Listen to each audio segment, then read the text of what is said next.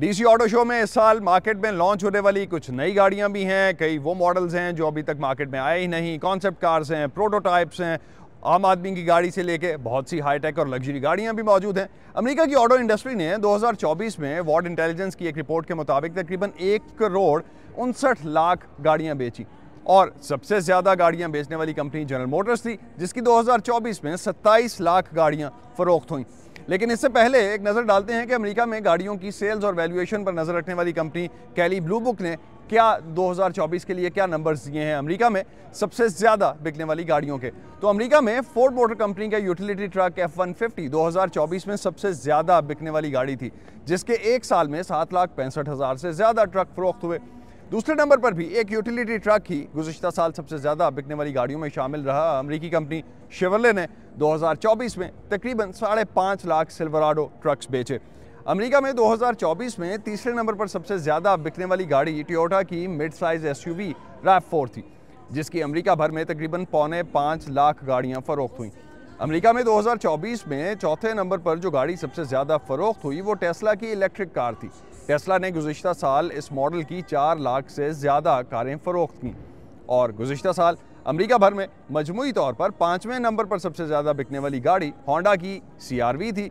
Honda ने America में इस मॉडल की 4 लाख से ज़्यादा गाड़ियाँ फरोख्त की। अमेरिका में अगर हम सबसे ज़्यादा बिकने वाली गाड़ी की बात करें तो वो ये फोर्ड मोटर कंपनी का फोर्ड का F-150 ट्रक है।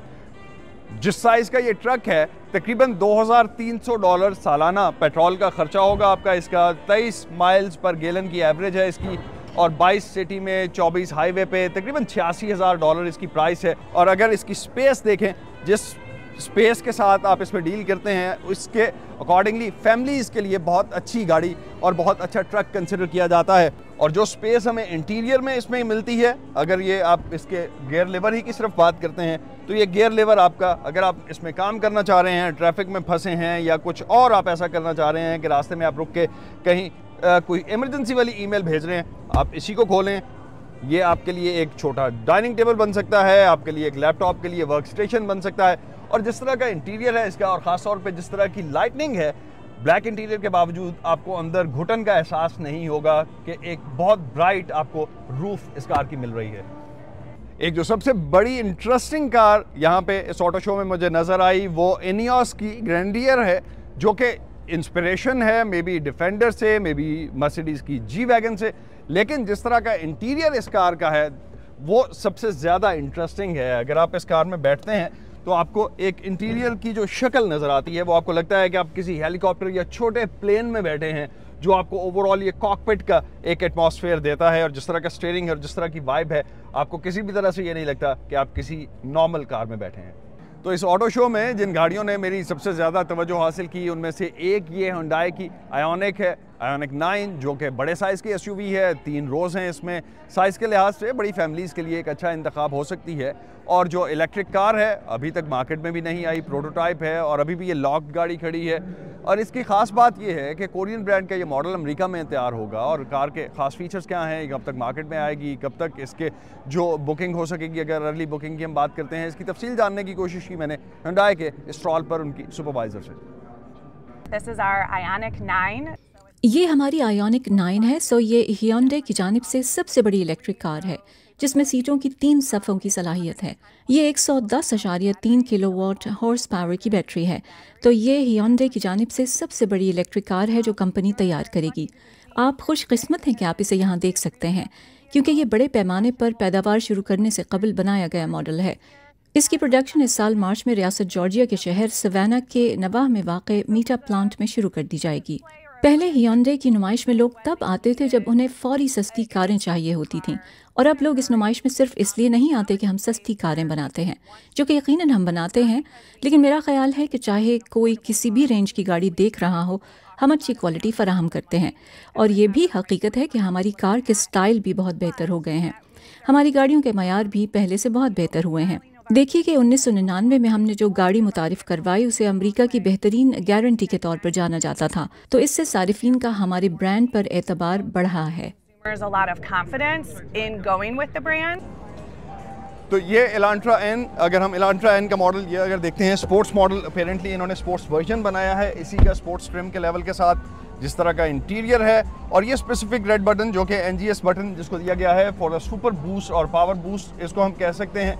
लेकिन जिस तरह की इस कार का एम्बियंस बनाया गया है with the sunroof, smaller sunroof, moon roof इसमें नहीं है जो कि पूरी छत खुलती है, लेकिन इसका सिर्फ और सिर्फ सनरूफ है। उसके बावजूद अगर इसकी ओवरऑल एम्बियंस कार के अंदर देखते हैं, एक फील जो कार के अंदर आता है वो एक महंगी गाड़ी और महंगी सेडान का आता है। तकरीबन 35,000 या 30,000 डॉलर वाली गाड़ी का फीलर इस कार में नहीं है।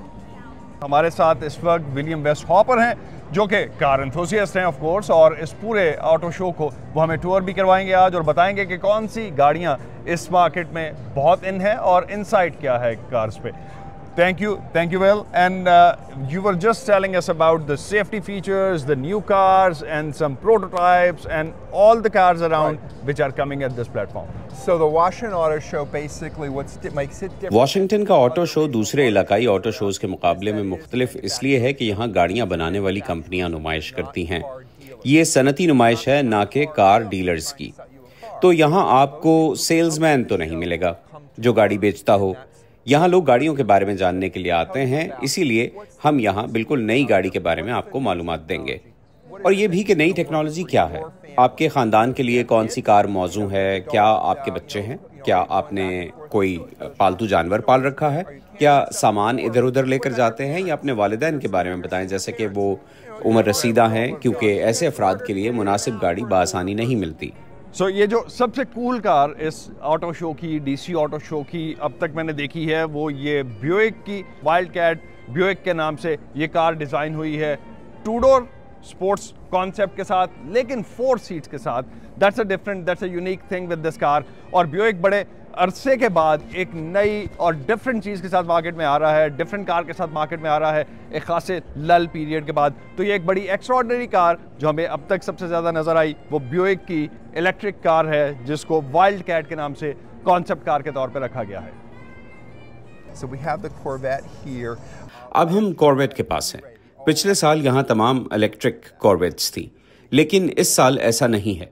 यहाँ इस बार पेट्रोल से चलने वाली सिर्फ 2 कॉर्वेट्स हैं। ये अमरीकी स्पोर्ट्स कारों में से आखिरी हैं। अब कैमेरो नहीं है जो शेवलेट की एक पोनी कार होती थी, और इसका मुकाबला फोर्ड की मस्टैंग के साथ था। फोर्ड की मस्टैंग अब भी है यहाँ, लेकिन अब फोर्ड के पास कॉर्वेट नहीं है। शेवलेट के पास कॉर्वेट है, फोर्ड की मस्टैंग ही उनकी स्पोर्ट्स कार है। राइट, सो अगर हम इस कार को देखें तो स्पोर्ट्स कार एंथुसियास्ट जितने भी हैं पाकिस्तान में उनके लिए शायद तकरीबन 490 हॉर्स पावर से शुरू होके ये गाड़ी जो है तकरीबन 1000 हॉर्स पावर तक की ऑप्शंस में अवेलेबल है, मॉडल्स में अवेलेबल है। ये वाली जो गाड़ी हमारे सामने खड़ी है it's 8 speed 6.2 litre V8 engine. 50 की दिहाई से अगर हम देखें तो ये गाड़ी मार्केट में मौजूद है और डिफरेंट मैन्युफैक्चरर्स से होते हुए फाइनली इस वक्त जो है वो शेवरले के पास है। और शेवरले की स्पोर्ट्स कार जो कॉर्वेट की हम बात कर रहे हैं, इसमें एक अमरीकी फैमिली भी हमें इंटरेस्टेड नज़र आई। These are pretty cool cars, pretty sporty. ये बहुत ही ज़बरदस्त कारें हैं, स्पोर्ट्स कारें। ये बहुत अच्छी लगती हैं, तो मैं इन्हें देखना चाहता था। मैं रोज़ इनकी कार इस्तेमाल करती हूँ, तो हमें ख़ानदान के लिए एक और कार की ज़रूरत है जो सिर्फ वीकेंड्स पर इस्तेमाल के लिए होगी। सबसे अच्छी मुझे ये फोर्ड मार्क ई लगी। ये इलेक्ट्रिक व्हीकल है, but not that totally like other typical electric vehicles. और मुझे फील तो आया जस्ट नॉर्मल कार का, लेकिन ये है तो इलेक्ट्रिक व्हीकल। तो शायद पाकिस्तान में जीप चिरोकी या जीप रैंगलर से तो आप वाकिफ़ होंगे, और लेकिन एक और आपको जो इंटरेस्टिंग चीज़ अमेरिका में हमें फोर्ड की तरफ से उसके मुकाबले में नज़र आई, और ब्रोंको इससे पहले डिसकंटिन्यू हो चुका था, दोबारा शुरू हुआ है। ये ब्रोंको का ट्रक रैंगलर ही की तरह शायद आप उसी तरह से इसको पूरा कस्टमाइज़ कर सकते हैं, दरवाजे उतर सकते हैं, छत उतर सकती है। तो टोटल जीप की तरह आप इसको, या एक 4x4 बड़े वाली 4x4 की तरह आप किसी भी टेरेन में इसको चला सकते हैं। टोयोटा की नई लैंड क्रूज़र अमेरिका में पिछले साल मुतारिफ हुई है, और ये लैंड क्रूज़र पाकिस्तान में डिफरेंट मॉडल्स में नज़र आती है, डिफरेंट शक्लों में नज़र आती है, लेकिन अमेरिका का ये हाइब्रिड मॉडल अमेरिका में जो लॉन्च हुआ है वो पिछले साल ही हुआ है। जापानी गाड़ियों में टोयोटा की गाड़ियाँ अमूमन अमेरिका में भी ज़्यादा काबिल भरोसा समझी जाती हैं। टोयोटा इस साल ऑटो शो में कौन सी नई गाड़ियाँ लेके आया है, आइए नज़र डालते हैं। It's really nice when Toyota is able to provide so many models and vehicles for the flooring. हमारे लिए ये बहुत खुशी का बायस है कि टोयोटा बहुत से मुख्तलिफ मॉडल और गाड़ियाँ दिखाने के लिए पेश करती है। हमारी 43 गाड़ियाँ हैं इस नुमाइश में और ये काफ़ी ज़्यादा हैं। 3 के अलावा बाकी सब बिजली से चलने वाली गाड़ियाँ हैं। बिजली से ना चलने वाली एक हमारी नई हाइब्रिड 4Runner है। हमारे पास जो पेट्रोल से चलने वाली नई गाड़ियाँ हैं वो 1 जनवरी से डीलर्स के पास पहुँच चुकी हैं, लेकिन नई हाइब्रिड अप्रैल तक ही शायद रिलीज़ की जाए, यानी बाहर के आखिर तक। यहाँ जो दिखाई जा रही है वो प्रोटोटाइप है। That is a prototype. हमारे पास 2 प्लग-इन गाड़ियाँ भी हैं। ये RAV4 है जो हाइब्रिड प्लग-इन है। ये मुकम्मल इलेक्ट्रिक की कोई 42 से 44 की रेंज देती है। ऐसा ही प्रियस में भी है जो अब प्लग-इन भी आती है और इसकी रेंज भी 42 से 44 मील तक की है। And it offers a range of about 42 to 44. तो अब हम एक और सेफ कार जिसे सबसे ज़्यादा दुनिया में समझा जाता है उन गाड़ियों में ये आती है वॉल्वो, जो बनाता है गाड़ियाँ। हम इस वक्त वॉल्वो के स्टॉल पे हैं और जो गाड़ियाँ यहाँ हम देख रहे हैं इसमें इलेक्ट्रिक कार्स भी हैं और हाइब्रिड कार्स भी हैं, प्लग इन हाइब्रिड कार्स भी हैं और पेट्रोल वाली गाड़ियाँ भी हैं जिन्हें यहाँ गैसोलीन व्हीकल्स कहा जाता है। तो विल से पूछते हैं यहाँ पे हमारे पास कौन सी ऐसी गाड़ियाँ हैं जिन पे फोकस किया जा सकता है। Will, what cars you would focus more when we are at Volvo? So we're in Volvo. अब हम वॉल्वो के स्टॉल पर हैं और मैं मजमूई तौर पर वॉल्वो के ब्रांड पर फोकस करूंगा। आप जानते हैं कि वॉल्वो एक स्वीडिश मैन्युफैक्चरर है, लेकिन ये एक चीनी कंपनी की मलकियत है। तो कई बार सवाल होता है कि क्या ये चीनी कार है या स्वीडिश कार है। इनकी गाड़ियां चीन में बनती हैं, लेकिन ऐसी गाड़ियां भी हैं जो अमेरिका में बनती हैं और कुछ गाड़ियां स्वीडन में बनती हैं। तो ये एक बैनुल-अक़वामी गाड़ी है। लेकिन जिस चीज़ के लिए वॉल्वो सबसे ज़्यादा जाना जाता है वो इस कार के सेफ्टी फीचर्स हैं और किसी भी और कार बनाने वाली कंपनी से पहले वॉल्वो ने सीट बेल्ट्स मुतारिफ करवाए। एयरबैग भी सबसे पहले वॉल्वो ने ही मुतारिफ करवाए और हमने इसका पेंट आम कर दिया ताकि दूसरी गाड़ियां भी इसे इस्तेमाल कर सकें। तो ये बहुत अहम है और ये वॉल्वो की पहचान है। So here you got your plug-in hybrid. ये हमारी प्लग-इन हाइब्रिड है और फैमिलीज के लिए बहुत अच्छी है। Families today, a plug-in hybrid. DC auto show के ऑर्गेनाइजर्स के मुताबिक ये अमेरिका के अंदर होने वाला सबसे बड़ा इंडोर ऑटो शो है और इसकी अहमियत इसलिए भी ज़्यादा है कि यहाँ ऑटो इंडस्ट्री के रहनुमाओं को अमेरिकी कानून साजों से बात करने का मौका मिलता है। आलमी सतह पर हम पब्लिक पॉलिसी के ऑटो शो के तौर पर जाने जाते हैं क्योंकि हम वाशिंगटन DC में वाक़ हैं। कौमी सतह पर हम अमेरिका में चौथा बड़ा ऑटो शो हैं। हमसे आगे न्यूयॉर्क, लॉस एंजलिस और शिकागो हैं और DC चौथे नंबर पर आता है। इस शो की जो खास बात है बाकी उससे महरूम है, यानी इक़्तिदार के ऐवानों तक रसाई, और इसकी वजह हमारा उनके करीब होना है। तो यहाँ सेनेटर्स और अरकान कांग्रेस आते हैं, ख़ास तौर पर जब पब्लिक पॉलिसी डे होता है और वो ऑटो इंडस्ट्री को दरपेश मसाइल के बारे में बहस करते हैं। चाहे आप इलेक्ट्रिक गाड़ी की तलाश में हैं या हाइब्रिड या रवायती पेट्रोल से चलने वाली गाड़ी या पुरानी तर्ज के इंजन वाली गाड़ी, हमारे पास सब है। आपको यहाँ सब कुछ एक ही जगह मिलेगा और आप मुख्तलिफ डीलर्स के चक्रों से बच जाएंगे। हमारे पास बिल्कुल नई Buick wild cat concept car है। मिसाल के तौर पर हमारे पास नई लैम्बोर्गिनी रोवर ऑल्टो है। बेसमेंट में हमारे पास मैक्लारेन आर्थुरा है। ये ऐसी गाड़ियां हैं जो ज़्यादातर ऑटो शोज़ में भी नज़र नहीं आती। असल में आप इन्हें कहीं भी नहीं देख सकते।